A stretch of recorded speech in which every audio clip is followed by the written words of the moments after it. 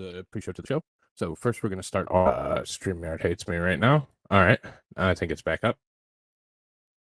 So, this is a partnership between NASA and SpaceX. They're targeting 8:28 p.m. Eastern today to launch the 29th commercial resupply mission from Launch Pad 39A at Kennedy Space Center in sunny Florida. Interestingly, there's no way I'm muted. There's no way I'm muted. No, I'm not muted. I'm listening to it in the background.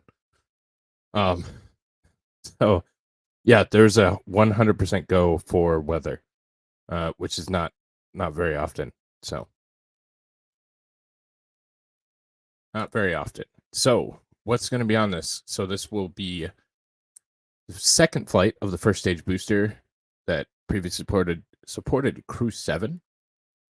It would be a standard Falcon 9 that will land off coast. It is taking a slightly different trajectory than we normally see. So we'll be going in the northeasterly direction. So not our traditional direction that we'd normally see for something like a launch of Starlink satellites. So this would be northeast, and I don't know. Oh, so they're gonna actually, I stand corrected. They're not going to land back on a drone. They're going to land on LZ1. So they're going to land on land at Kennedy. So landing zone 1. So it'll be a landing. So Scad, you might be able to see the landing as well. Could be fun. The instantaneous launch window is at 8:28 with a backup window at 8:05 tomorrow. Everything's go right now. We have prop load. We have everything looking great as of now.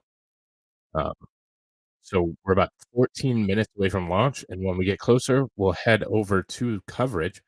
It is a NASA mission, so we will not have our traditional telemetry unless SpaceX holds the count or takes over. But usually, as you know, we do not get that information with NASA. So let's say hello to everybody before we get too far into it, and then we will get right into it. Dog Mama, hello, hello. Bad Dazza, hello. Scad, hello. Light Rain, what's up, buddy? Husky, hello, hello. Hey, Linda. Deez, no, I'm not. Hey, Digger. And I think that's everybody. So this will be the Dragon spacecraft's second flight of the spacecraft. It previously flew CRS-29. And it will spend, as it says, about a month where they'll take time to unload it. So it'll be back in about a month. This capsule does not have an LES, launch escape system. It does not have Super Dracos. So if it goes boom, it goes boom. There's nothing to stop it. Here's where you guys all know where Kennedy Space Center is. It's off the east coast of Florida. So these are going to be your CRS flight engineers. So these are astronauts that are on Expedition 40 on the International Space Station. They'll handle the docking procedures and bringing it in and bringing in all the cargo. So a couple things that are on it. There's several science experiments. Rumors there's some mice on this trip, some space mice that are going to go in. So part of the Dragon itself is a sealed, pressurized flight system. So it's not as robust as the Dragon, but it certainly can put up a decent payload and keep it safe throughout the ride. The trunk, or the bottom portion of it, which is this part right here, this white part with the fins, that is not pressurized, but it also allows for storage.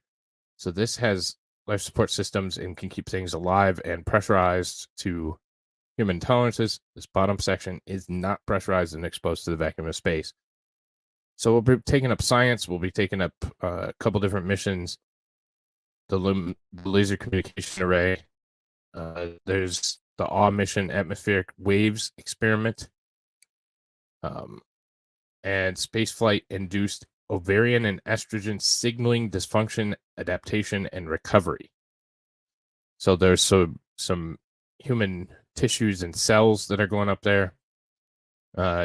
ESA, or the European Space Agency, is putting Aquamembrane 3. So multi-filtration beds for water recovery. Oh yeah. Gaucho lung. Mucus lining in the respiratory system. So there's all kinds of human-based experiments going on. And I should have just went down a little bit further. So this is how it's going to break down for CRS-29. Total cargo for this is 6,505 pounds. Pressurized with packaging is 5,251 pounds of that total. So a very good portion. Unpressurized payloads are 1,254 pounds. And of that breakdown of the pressurized, crew supplies, so that is going to be your food, your water, your life support systems, 501 pounds, excuse me. Science experiments or investigations, 2,231 pounds. Spacewalk equipment, I didn't see anything that was pressing from a spacewalk perspective, so that's probably just standard replacement equipment for something that broke or something that was inoperable. 106 pounds. Vehicle hardware, they keep a lot of things on system on spacecraft for vehicle hardware. So 1,000 pounds about of that, and computer resources. So upgraded computers or hard drives or different computer systems, 101 pounds. So as you can see, this is kind of launch hardware and stuff that they're going to throw up there. There's quite a bit of stuff. They certainly make it worth sending a spacecraft up. But so that's an interesting start. So as far as the rocket, it's going to be like any other launch we've seen. Go for propellant load, RP1 unlocks. Those already began. We're coming up on that Falcon 9 engine chill where we normally pick it up, just in that area. We're just about a minute out from that, so we'll head over there in just about a minute. Dragon goes to internal power at 5 minutes instead of 3 on a CRS mission. Command flight computer begins free launch checks, and pressurization begins at 1 minute. Go for launch at 45 seconds. Engine controller commands ignition start sequence at 3 seconds, and liftoff of Falcon 9 at T-0. Like I said, we have a normal ascent flip. Then we'll have the first stage that will come back and land on landing zone 1 at Kennedy Space Center. The separation of the Dragon will continue on until it catches up with the International Space Station. So we're going, like I said, different trajectory. If you recall, normally our max Q is at 238. It's going to be very quick. They're going to get up there fast because significantly less weight on this specific mission. So max Q is going to be at 1 minute 12 seconds. So it's going to jump right off the pad.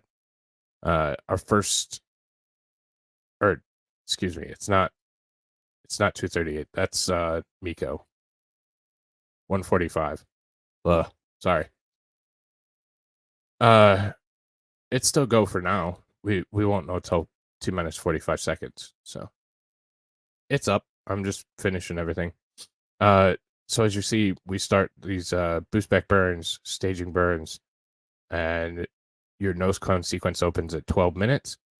This is kind of what it looks like. So we'll have these thruster burns that will bring it in. So we're starting here, going out, and then there'll be a boost here at the second point. There'll be a boost at the third point, and that will catch us up with the International Space Station, where it will dock with ISS autonomously. So that's what our mission profile looks like today. And here's the big, beautiful bastard itself. Weather is 100% go. Yes, as of now. And by doing this, they avoid a thermal shock to the system, and that ensures that engine startup. We already started with engine chill. We're about a minute behind today. Its startup sequence at T-minus 35 minutes when it coordinated timing with the Falcon 9 rocket.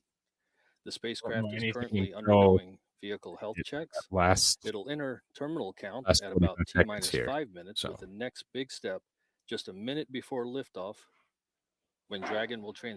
All right, I don't like listening to this guy. So in about 30 seconds, we'll start that initial startup sequence. They'll start going through all the systems, make sure everything's go. There is no humans on board this mission. It is just cargo. There are allegedly some mice, but that hasn't been confirmed. NASA normally doesn't confirm that kind of stuff until after it goes up because they don't want to deal with it, is my guess, if something goes wrong. But there's allegedly some mice. They actually use that crew access arm to fill. So it's just like a traditional crew would come in. They would ingress through the crew access arm through that tower on the historic Launch 39A launch site. But instead, they just fill it up with cargo. Some of that is last-minute cargo. Some of that is packed before it goes vertical. It really depends on what it is and the sensitivity of the payload. So, thanks, Dog Mama. Will it fit? Yes, it will, Dazer. 100%. 100% it will. So now we should see that strong back starting to retract just a little bit. We'll come back a couple degrees. It will come back a total of 15 degrees. As stated previously, these rockets go up horizontally. So they come to the pad horizontally, laying on a truck. Then they're lifted up by that strong back and held vertically in position until it's ready to go. Everything still looks great from a call-out perspective. From mission control audio in the background, you're seeing those unclamp there. So that's all a good sign. All a good sign.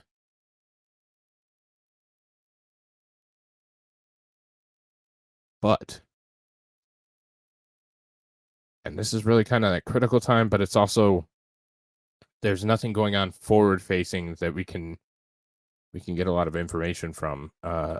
This is a lot of the polls in the background. They're testing a lot of systems. They're going through final checks. They're checking for range violations. So if anybody comes into the area, then that becomes a significant issue, of course. So flights have been scrubbed due to range violations. So if you're ever at the Cape and think it would be fun to try and get close to a rocket launch, don't do it. Because I'll probably be sitting here pissed off at you for doing so. But yeah, plus it's dangerous. That's why they have keep out zones, and that's why they have different things set up so that people aren't harmed. So we're coming up on that T-minus 245. Again, our next major milestone is going to be at that T-minus 1 minute, excuse me. A lot more about their work on the station. Dragon will be docked to the space station for about a month before returning home. I hit live. At T-minus 2 minutes 25 seconds and counting, we are awaiting the checkouts of the second stage thrust vector control actuators. And this is often referred to as an engine wiggle test. This is when SpaceX... Oh, NASA is way behind. We'll go over to SpaceX. I apologize. NASA is way behind. Its final health checks to make sure that all the vehicle's primary systems are ready for its rendezvous with the International Usually Space it's about Station. 15 kilometers. You may have noticed that there's some 15-kilometer bubble around the outside there of on your screen. Those which people usually take normal. extreme caution and go even further around. I mean, these are scheduled way in advance. Liquid oxygen that we vent out overboard to maintain pressure. You would get shot down, especially at this point. I'm sure the United States Air Force would happily shoot you down. There's our puffy stuff, a good puffy stuff call out. We're seeing closeouts and that kind of thing. So now we're going to listen in because this is that T-minus 45 coming up.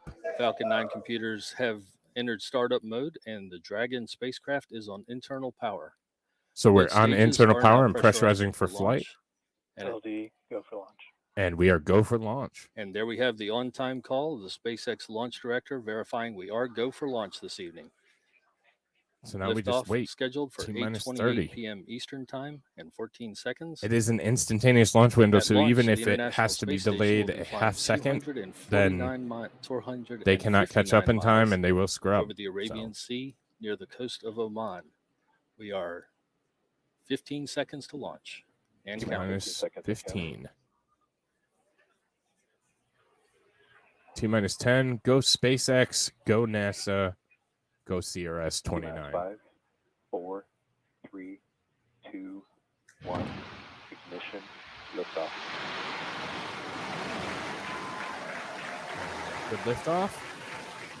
And liftoff of CRS-29 carrying cargo, research, Vehicle pitching downrange. And a laser communication. Engine pressure is nominal.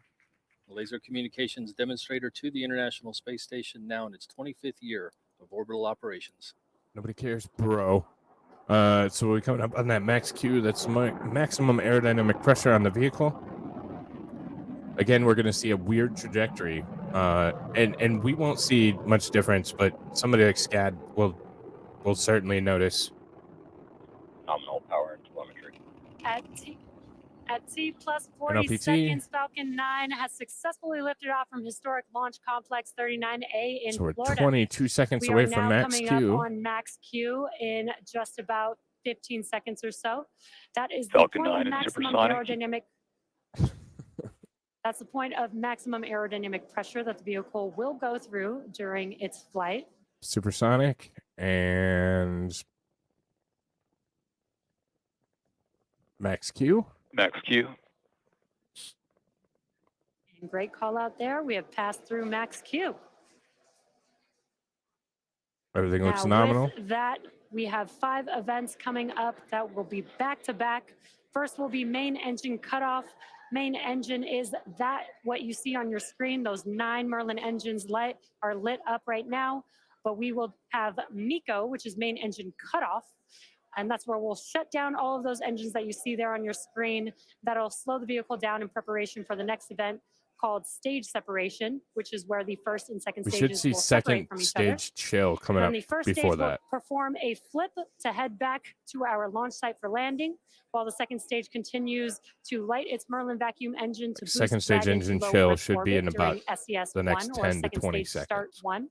And the last event will be the first stage, starting up its 1 minute long boost back burn. Again, those events are coming up here in a few seconds. Main engine cutoff, stage separation, stage 1 flip, second stage engine start, and the boost back burn for that first stage vehicle. Doesn't look like they're going to call out. Stage separation confirmed.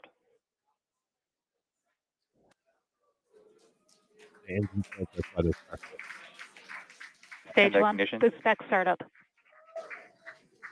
Perfect. So we have second stage. Good start up there. Love those views on your screen. You could see stage separation with the first stage heading back to land and the MVAC engine on your screen lit up. And on your left-hand side there on your screen, you can see the first stage in its boost back burn. Some really awesome views there. On your right-hand screen is a view from the second stage looking at the MVAC engine. So as you can see, this is a completely different profile than we're used to seeing. And this is just about a minute burn for this boost back burn on the first stage. It is the first of 3 burns required to bring the first stage back to landing zone 1. So we're seeing a completely different profile. So with the boost back burn, the speed that our second stage Stage 1 boost back shutdown. All that kind of thing. And we just heard that call out, and you can see as the engines shut down on your screen, that concludes the boost back burn for the first stage vehicle. Probably something to do with. If with. you're just tuning in, you're watching a live webcast for the 29th commercial resupply mission to the International Space Station for NASA. Shut So we'll start seeing that. As you can see, the telemetry data is a little bit different than we're used to seeing. So we have that boost back burn, and part that is because they're returning to LZ1. In part, it's because of the mission profile and how aggressive they were on the ascent.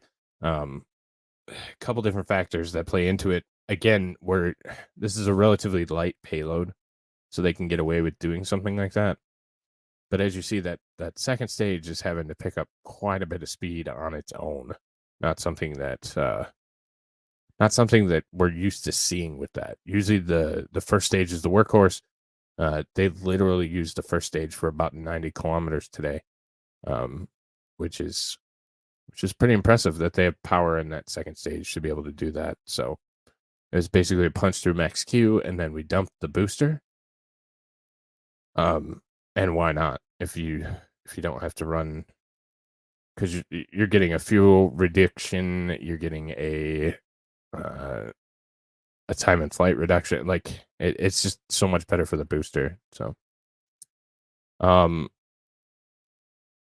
space station is constantly orbiting. They could have certainly waited for a more conducive time to do a more regular orbit.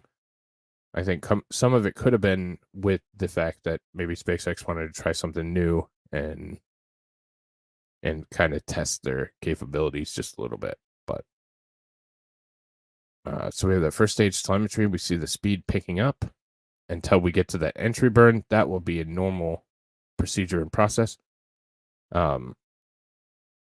Just not as much, so your burns won't be as long. But we'll see that speed pick up until it hits the entry burn. Once the entry burn takes place, you'll see some speed bleed. Then you will start seeing the speed increase again after the shutdown of the entry burn. And then after that, we'll start seeing the atmosphere start interacting with the first stage of the rocket, and it will slow it down considerably. Usually we're about 5,800 when we start entry burn, and I think we'll be just south of, we might get up there, but we might be just south of 5. Nope. So usually our entry burn speed is about 5,800, and this time it was about 46. That shows you the different profile.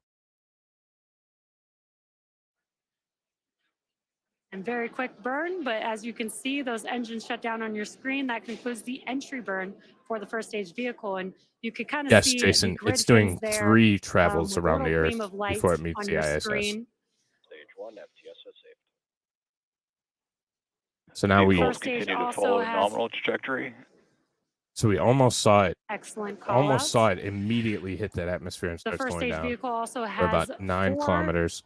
Landing legs near the base of the vehicle, and that they Stage are 1 transonic. They're deployed just a few seconds before touchdown. So now we're back to transonic. And we're about 3 this will mark kilometers the off. 243rd time that we've recovered a first stage booster, and that includes Falcon 9 and Falcon Heavy missions. And of course, Stage you can't. 1 landing burn. There's good landing burn. There's that call out. The landing burn has begun. You can see it there on your left-hand screen. Let's watch as Falcon 9 touches down. Stage 1 landing leg deploy.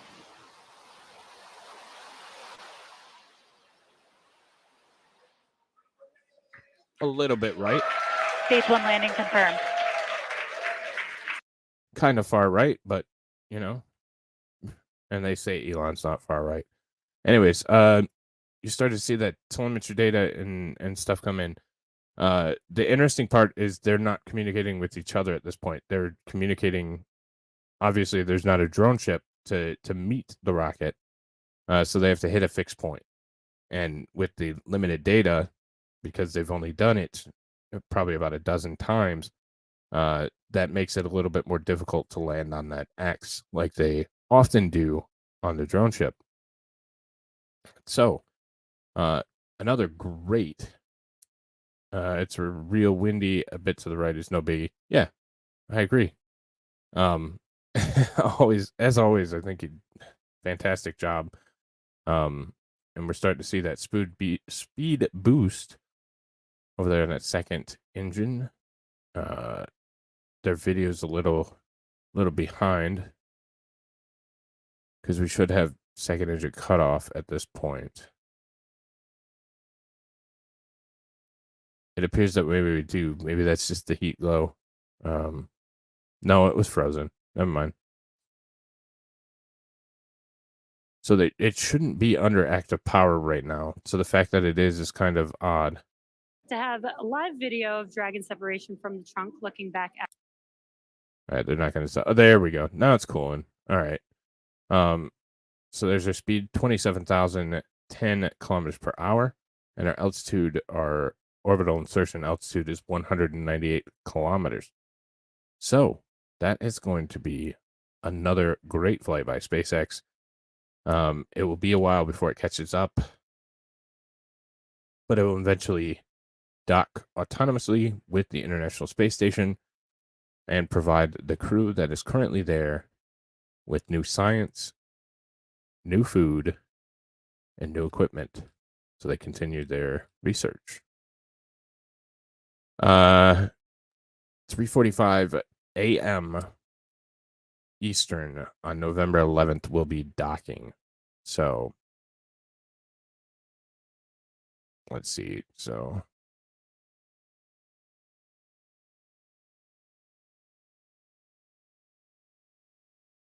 31 hours thereabout. Good to hear, man.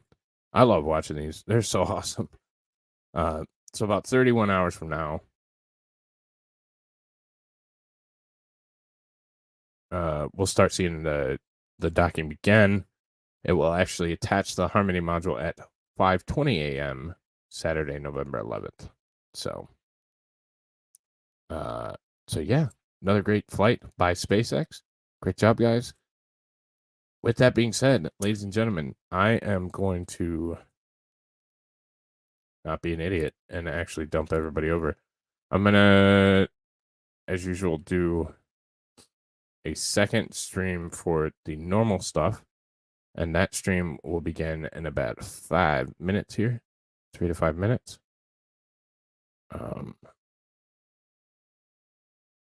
Potentially. So I'll try and redirect. We'll see if we can do that. I'm almost curious to see how bad YouTube's going to screw me on this one, because we know they haven't been my friend recently.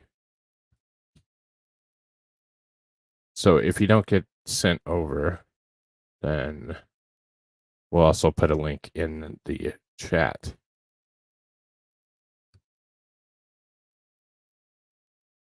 So we should be all good to go on the crossover, the send over. Hope to see you guys all there very shortly. Oh, that's cool. There's the payloads, the internal payloads. But yeah, we'll see you over there in about 5 minutes. Hope to see y'all soon. Take care, everybody.